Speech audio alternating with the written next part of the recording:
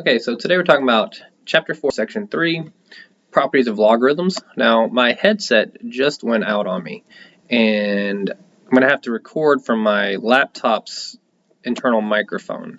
And, well, I did a little test run, and it sounded all right to me. It's just, you kind of heard, like, whenever I would write, and it was kind of like a doof, doof, doof. So, I will upload this and just kind of hear a little bit of the feedback, and maybe I might just stick with it, mainly because I'm a lot louder without my microphone for some reason. But anyways, so that's why the sound is a little bit different today.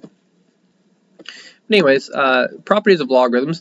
So the first thing we're going to talk about is the product rule. Okay, so we've talked about the product rule with exponents, right? If we had some base b raised to the m power times some base, the same base b raised to the n power, we know that we add the exponents, right? Well, we kind of do the same kind of thing with logarithms, right?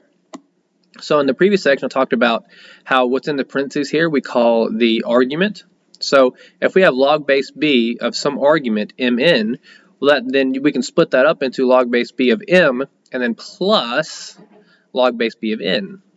Okay, so whenever we are multiplying the arguments, we can split it up into addition. Of course, we see a good example down here, and this is just a natural log, right? The natural log of 7x. Well, we are multiplying 7 times x, so we can say the natural log of 7 plus the natural log of x, and it's that easy.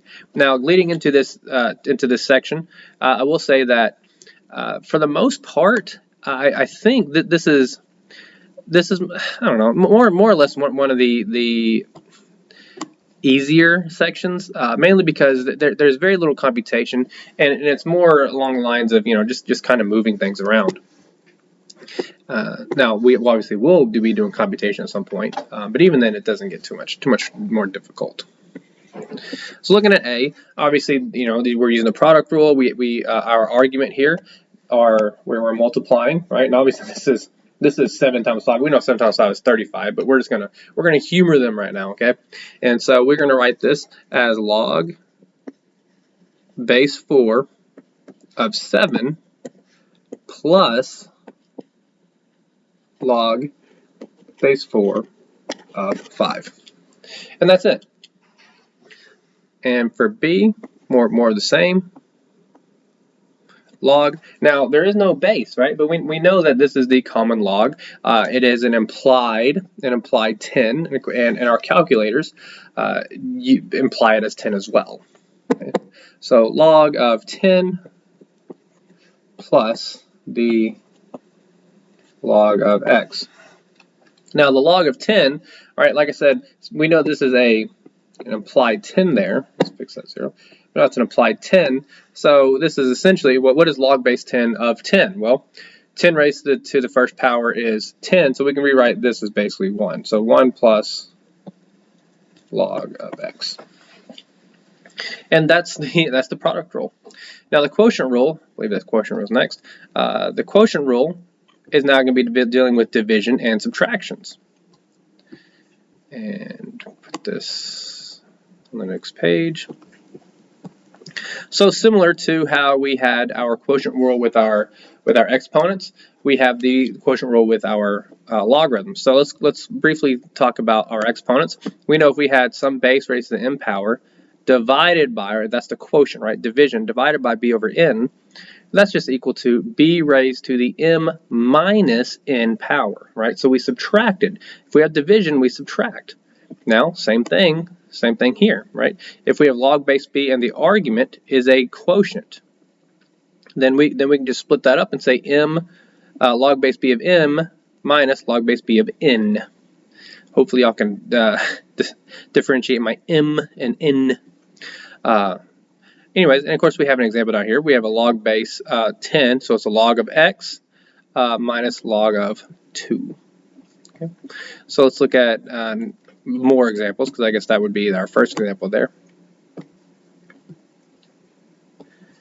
Alright, so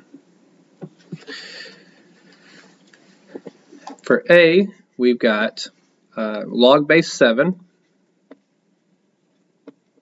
of 19, okay, and then that's going to be minus log base 7 of x. And that's it. And then b, b is a natural log, so we have the natural log of e cubed, and then minus the natural log of 7. Now, kind of in the same vein of this first example, we know that the common log is a base 10, so it's basically, if we were to rewrite this, and I didn't really actually expand on that, but we know that is, 10 raised to what power, all right, or in other words, we can say x, is equal to 10, and that x is 1, and that's where we got that 1 from. All right, but anyways, so similar to how in this example, we knew that we're dealing with common logs, and common logs have base 10s, and that log of 10 is 1. We know that the natural log is basically log of e, right? And so log of e, we log base e, e raised to what power gives you e to the third, right? Well, that would just simply be 3. So we can essentially just simply write this as 3 minus the natural log of 7. Okay. And that is the quotient rule. All right, and that concludes today's lecture. No, obviously not really. Next up, we've got the power rule. And again, let's see. Maybe we do this. Okay. Okay, so again, going back to our exponents, similarly how our exponents had the b raised to the m power raised to the nth power, then we multiplied our exponents, and it becomes b raised to the m times n. We have the power rule for logs here. Now, a power rule for logs, and again, to me, it's just, I think it's a lot more fun just moving things around. It's just my personal opinion as opposed to mindlessly doing computation. And this is just the power rule. And those of you that are familiar with calculus, if you've taken calculus in high school or something, you've done something similar. Obviously, it's not the exact same, but basically, what you do is if you have log base b of some argument m raised to the p power, well, all you do is you put that p in front. See, notice how the p is in front. And of course, example here, we have the natural log of x squared. Well, we have a squared, so we take that 2 and we put it in front to get 2 natural log of x. And that's it. And like I said, I mean, it's maybe it's not the funnest thing in the world, but it's a break from mindless computation.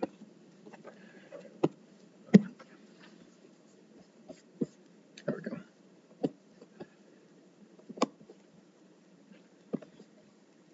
Now, obviously, I mean, just before I even snipped this problem, you see how, I mean, it's A, B, C, right? Boom, boom, boom, right there, 1, 2, 3. It's, I'm not going to say simple, but it's just, you just move things around, and that's it. So if you can get the behavior of logarithms, and remember your product quotient power rules, it does become largely, simple. So A, we have a log base 5 of 7 raised to the 4th power. Okay, well, I know that I'm just going to put the exponent, right? It's the 4th power. I'm going to put it in front, and that's it. Log base 5 of 7. And that is the expansion of my logarithmic expression. And B, all right, now B is going to be a little different. Not actually, it's not a little different, but we have to think about it for a second.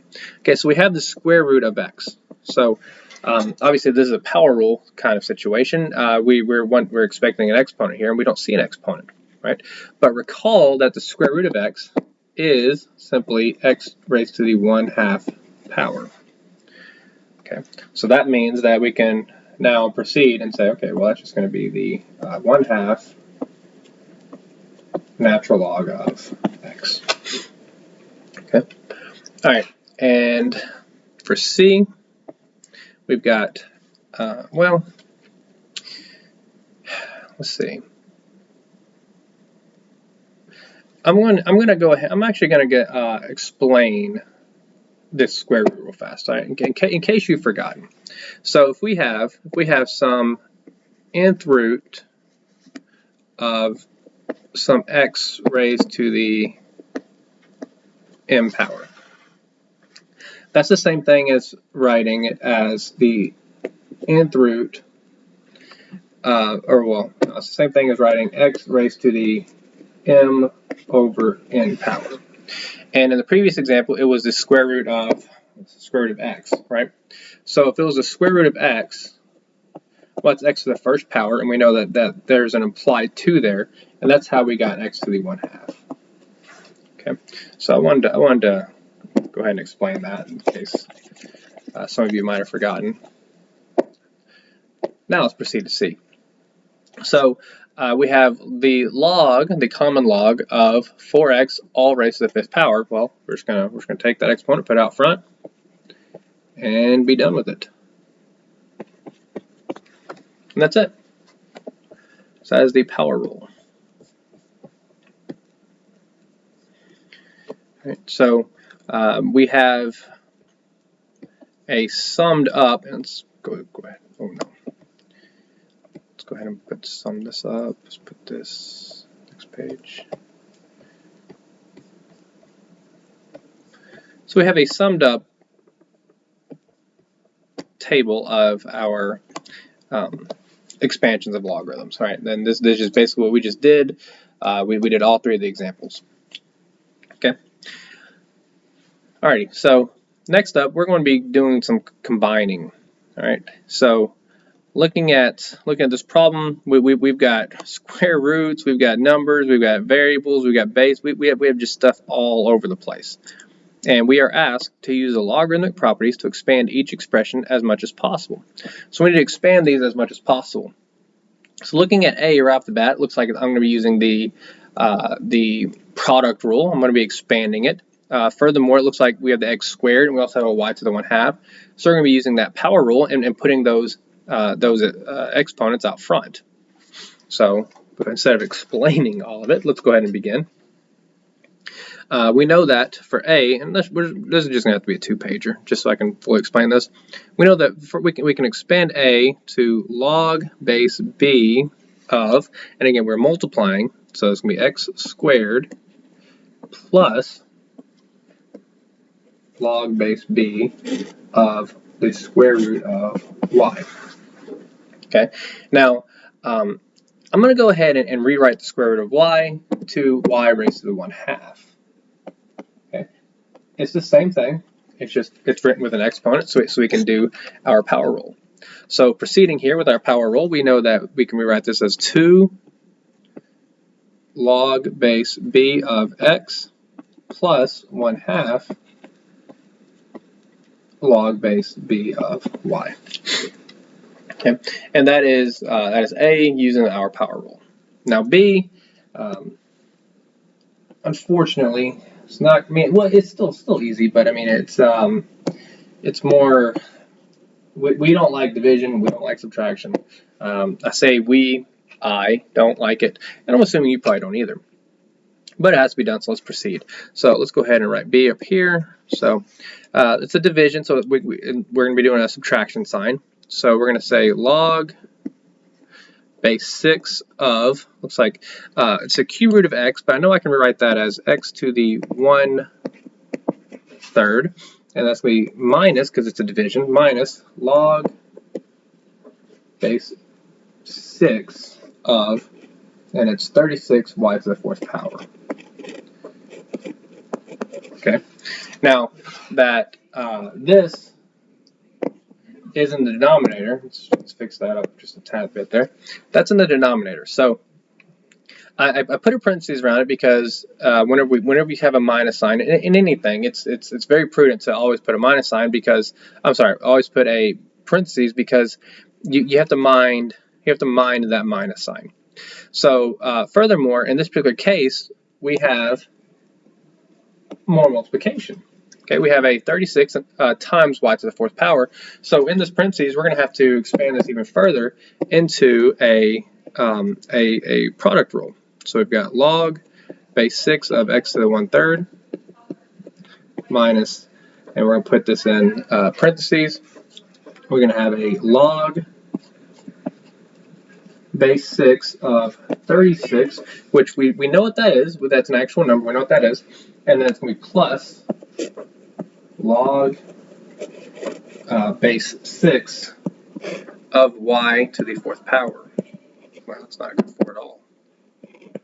To the 4th power. Okay.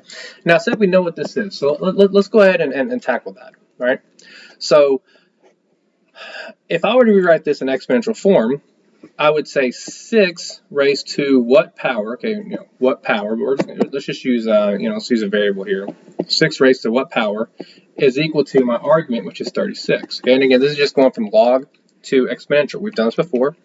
So 6 raised to what power is equal to 36? Well, that's easy, right? It's going to be a 2. 6 squared is equal to 36. So this term is a 2. So I can essentially rewrite it as such. And let's go ahead and just rewrite the whole thing so as to not get too confusing here.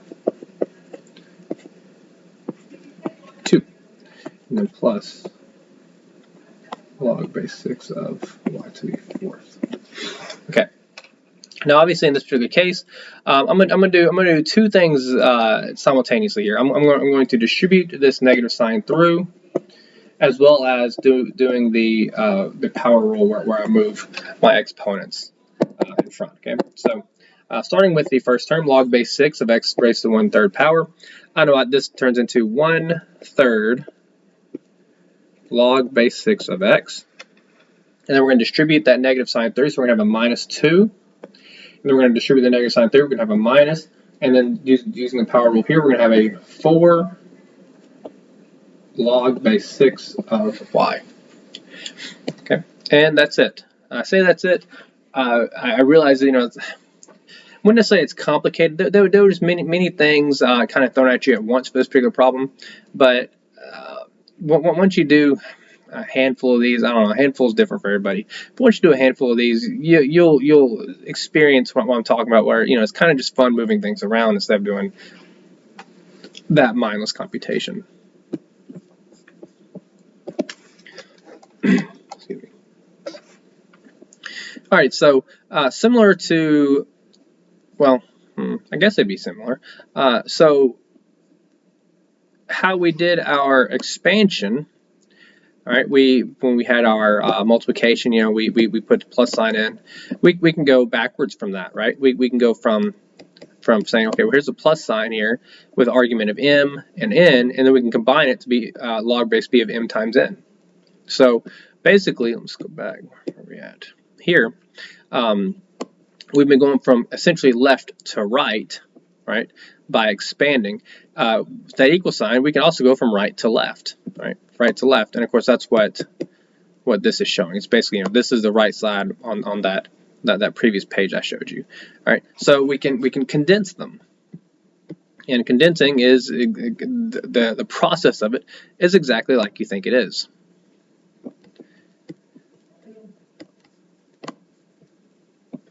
Okay, so looking at A, we know that we just multiply the arguments, right?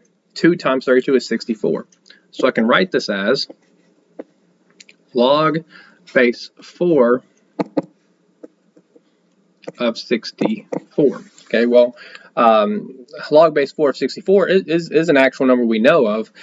4 raised to what power is equal to 64? Well, we know that 4 raised to the 3rd power, 4 cubed, is equal to 64. All right, 4 times 4 is 16, times 4 is equal to 64. So it is an actual number.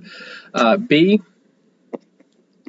looks like we have we're going to have that division sign here. Oh, we're going to do 2 divisions here. So dealing with the first term, log of 4x minus 3, we can write that as log, and then we can write 4x, and then it's minus 3, so we have 4x over 3, like so. Excuse me. And then we have minus a log of x, so well, let's just go and write that like this.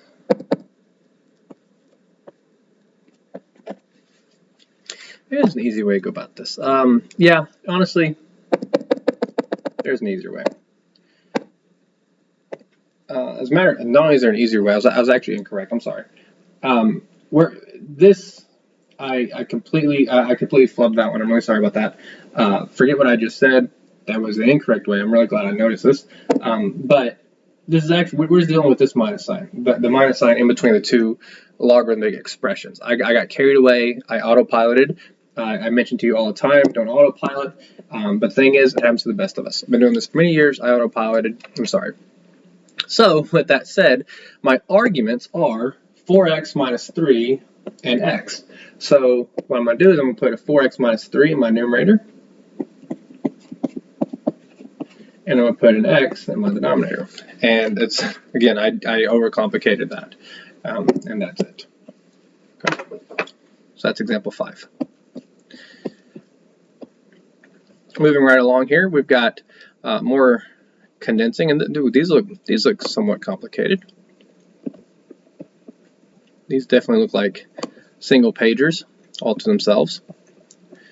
Alrighty, so we just have to write this as a single log, and well, I mean, you just kind of have to go. We see that for a, we have 1/2 log x plus 4 log of x minus 1. So the first thing we're going to do is we're going to go ahead and put the exponent, or put that leading term, the 1/2 and 4, we're going to put that as an exponent. So we're going to say log of x to the 1/2, and of course we know that as the square root of x, but we're going to write log x to the 1/2 right now, plus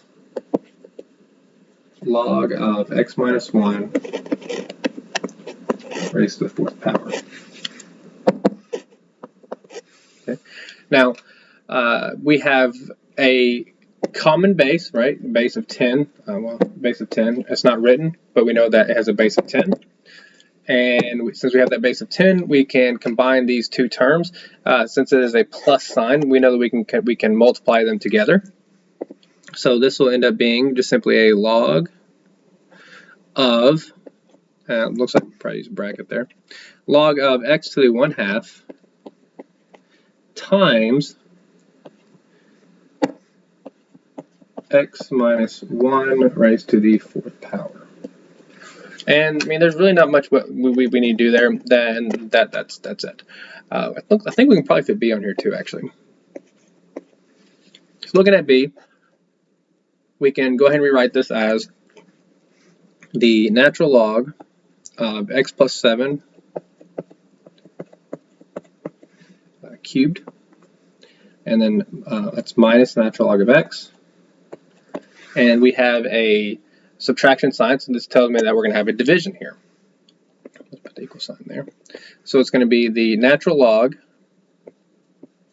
of, looks like my numerator here is going to be x plus 7, and that's going to be cubed over x. Now, real fast, I've probably mentioned this before, but as you know, I mean, all of your math instructors probably teach multiple classes, and so we say the same thing over and over. So if you've heard me before, I'm sorry, but I've been asked before, how do I know when to use parentheses and when to use brackets? Now the thing is, truth is, it does not matter. It's just one, you know, I won't say it's prettier, but whenever you write a parentheses and a parentheses, it just kind of looks silly, in my opinion.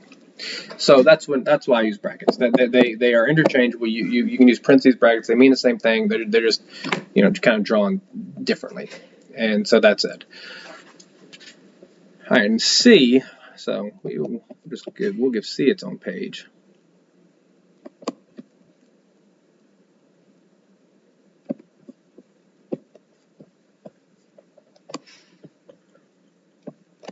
All right, first thing I'm going to do is I'm going to go ahead and give each one of these terms their exponents back. So first thing is giving them their exponents back. So we're going to have a log base b of x to the 4th power minus log base b of 6 raised to the 2nd power. Log base b of 6 raised to the 2nd power. Well, we know that it's 36, right? So let's just write 36, right? 6 squared is 36, so let's just do that. And then minus log base b of y to the 1/2 power. Okay, so in this particular case, we have minus signs in two separate places. All right. So what we're going to do is we're going to rewrite the last two terms as a single as just a single term, a single subtraction. Okay. So by doing that, let's go ahead and rewrite it down here just to kind of show.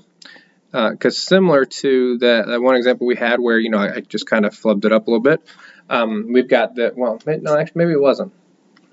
Maybe we haven't touched an example like this. But anyways, I'm going to have a minus sign here, so we're subtracting these last two terms. So I'm going to put a parentheses here, or say log base b of 36, and then we're going to put a plus here, and I'll explain why in a moment.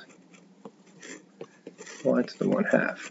Okay, so what I did here is I just basically rewrote this problem so I can have a single subtraction term, right? I will be subtracting just this from this.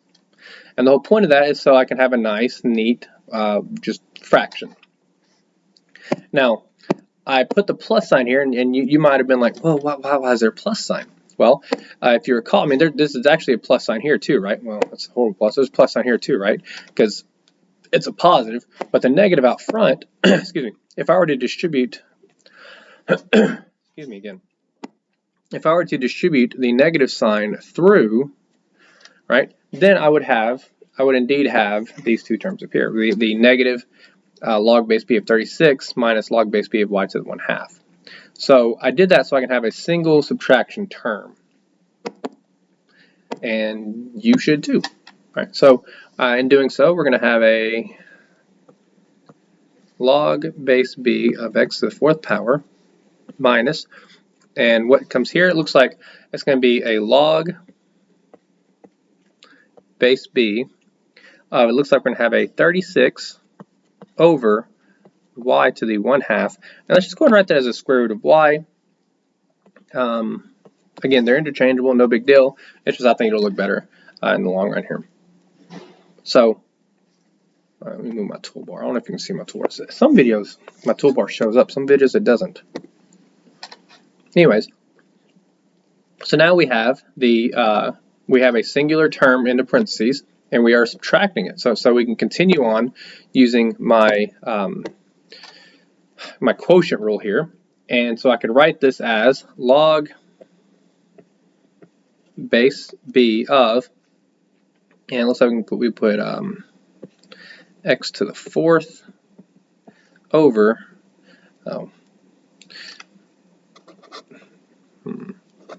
yeah.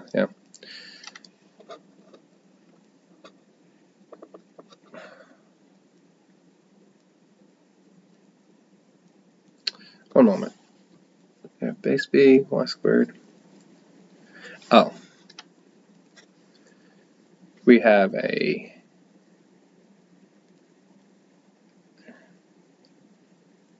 that's where I messed up. I didn't think we were going to have a fraction over fraction. I'm sorry. Well, today is just one of those days. Apologize again. Hopefully you saw the mistake. I messed up because I autopiloted. I must not have had enough coffee today. But this is a plus sign here, so it's supposed to be a multiplication. Log base b of 36 times the square root of y. Okay. And so that turns into log base b of x to the 4th power over 36 on the square root of y. Sorry about that. That's two mistakes today. Hopefully that's two more than usual, but it is what it is. But anyways, that is C. That's all I got. Sorry about that. All right, so next up and lastly, we're going to be talking about the change of base. And the thing is, let's see. Yeah. Okay, so the thing is, your calculator, okay, if you're using a normal scientific calculator, you can only calculate in base 10.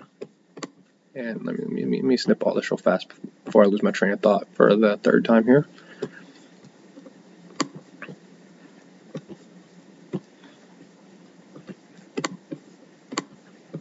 Okay, so your calculator only deals in base of 10.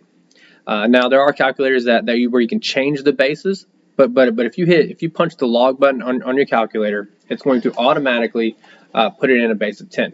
And of course that works when you have a base of 10. But if I were to, and let's go over here. Let's go ahead and snip this real fast. All right, so if I were to ask you, okay, so take this equation and punch in a calculator and give me your answer. Well, you'd say, oh, that's easy. I love doing calculator work. Log, and then it's a base 5, and you're like, oh no. All right, so you would incorrectly probably just hit log 140, and like I said, you would be incorrect. All right, so real fast, let's go ahead and put this in here. If I hit log of 140. All right, so if I put in log 140 in my calculator, I would get 2.14. Now the solution obviously is not going to be 2.14, it's going to be 3.07, and like I said, you would be incorrect. And that's when you have to use a change of base. You need to change the base of a log. And in our case, since we have a base 10 calculator, we have to change it into a base 10. But before we begin that process, let's look at this. Change of base property, right? So for any logarithmic base a and b and any positive number m, okay, so we have base a and base b. Then we have the equation log base b of m is equal to log base a of m, the argument, over log base a of b, which is the base. Okay, the logarithm of m with base b is equal to the logarithm of m with any new base divided by the logarithm of b with a new base. Now that's a lot of wordy stuff. And what does it mean? Well, what we're doing is we're changing the base. So we're going to be changing the base from some b. We're going to change it to some a, and that answer is going to be that new base a, log base of that a time of the argument divided by log base a of the old base. And of course we have our equations here. Basically it's the exact same thing. And as you can tell, it does not matter if you use natural log or log, right? So if we have log base b of m, well, that's just log of m over log of b. If you have log base b of m, well, again, that's just the natural log of m more than the natural log of b. So it doesn't matter. Logs and natural logs are interchangeable. I recall doing a lot of this in differential equations. That's a lot of where it comes from. And of course, maybe you go on to advanced stats, you'll be doing that as well. But it is important to know. It's important to learn. So if we have this equation, and we need to use common log to evaluate log base 5 of 140. Okay, so we don't, like I said, we don't have a log base 5 button. Now some of you might have a log base n, and good for you. You have a really nice calculator. But for the most part, for these courses, you don't really need those nice calculators. And well, here's why. So we're going to have, and let's actually go ahead and write this, and let's color coordinate this so I can really drive this point home.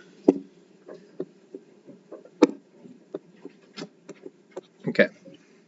So this problem is asking us to put it into common log. A common log is in base 10. Well, now we don't have to actually write base 10, do we? So we would just simply say the log of the original argument divided by the log of the original base. Okay. Now again, it's wanting it in common log, which is again base 10. Sometimes you might be asked to change it into a base of 3, right? And then in which case you instead of putting a 10 right there where in the red, you put a 3. Well, now we can go ahead and do this and say, okay, so log of 140 divided by the log of 5, for my division symbol, log of 5, and I do indeed get the solution that I said, which was 3.07. And that's that. Right. Furthermore, and honestly, actually, what I did was I just hit my natural log button, and it worked as it worked the exact same solution.